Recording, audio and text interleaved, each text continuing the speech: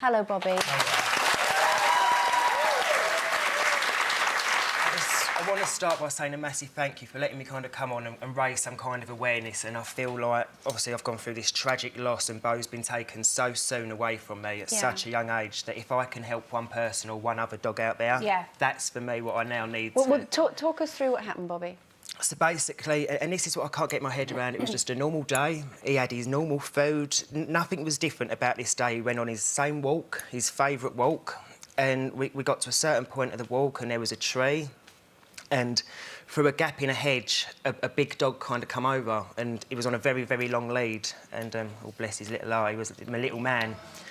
And because of the size difference, I don't really like big dogs anyway. I'm a little bit scared of dogs. And so I shouted to the owner in the next field, I went, oh, could you pull your dog back a little bit? But, I mean, at that time, it was still very much nothing had happened. But, I mean, it was like a split second, and it's so cliche, but it was like a film, and time just stopped. And the dog, I just saw him get Bo in his mouth and shook it. And I think, in defence of the big dog, I think he thought Bo was a toy or a rabbit.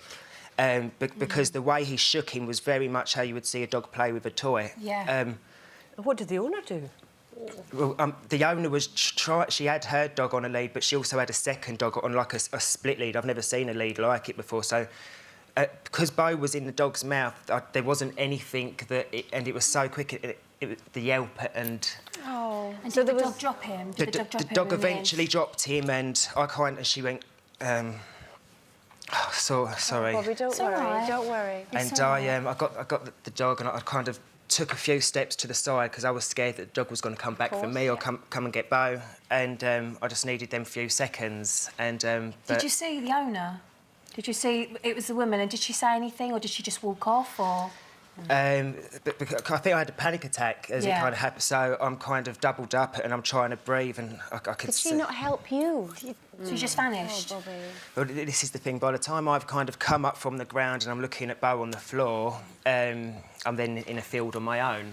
She just left. She just left you on your own. I mean, so for me, I'm sorry. I think that's disgusting. Yeah, that is disgusting. I mean, what can you do in that kind of situation? I mean, can you go to the police? In my head, all I had to do is, because like I say, he's my baby, I had to get him to a vet and immediately, and I got him to the vet, and it wasn't looking good, and they was doing observations and stuff, but unfortunately, the extent of the damage, I mean, I'm not good with the physical words. I think it was cavities or something. Things were filling up, I think.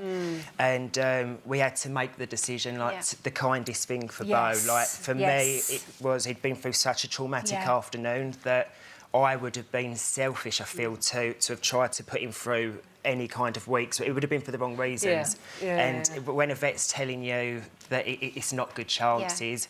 But the shocking thing is when the vet said this is actually not an isolated case, this happens quite regular, and for me... I think the incidence of certainly people being hospitalised as a result of dog attacks has increased hugely in the last 10 years, hasn't it? You know, so there clearly is an issue, but what can you do? Like, what would you like to see done? Well, one of my very good friends, is into horses and goes to horse shows, and she said that if horses have the nature of kicking, they put like a little red ribbon around its back leg.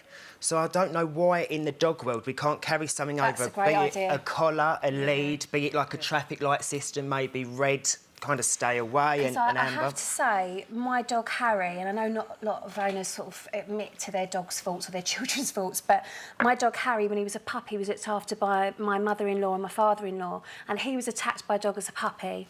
And ever since then, he thinks he's got to go for somebody before they go for him. And he looks so sweet. And people don't realise that they need boundaries with dogs. You know, and you wouldn't take your eye off a child, would you? So why would you take your eye off a dog? And if you had that thing... Yeah, but it's really good that you say that, because I'm just looking at some of the texts that are coming in. A lot of people saying there's never a bad dog, it's always a bad owner, which is kind of the way that we tend to talk about it now.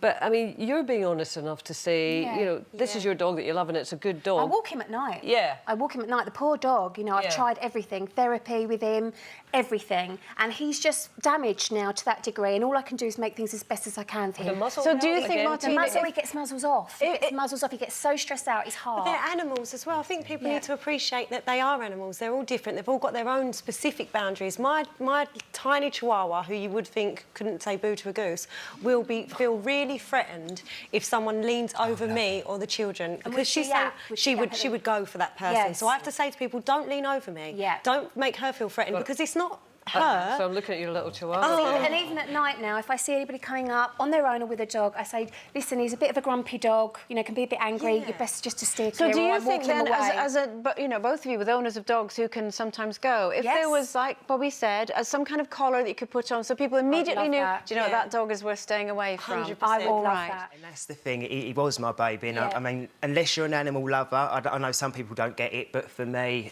it was my little man, and that's why I'm here today, just to raise as much awareness as I can for I'm other all for you dogs. with that thing. Yeah, With definitely. And thank you for coming on to talk about it, because, you know, we could all see you were getting upset, and all of us have got dogs here, all got so we dogs. completely understand. So it's Bobby Norris. Thank you for coming on. If you've enjoyed that, then why not click here for more? And don't forget to subscribe by clicking here, so that you never miss out on the best Loose Women moments.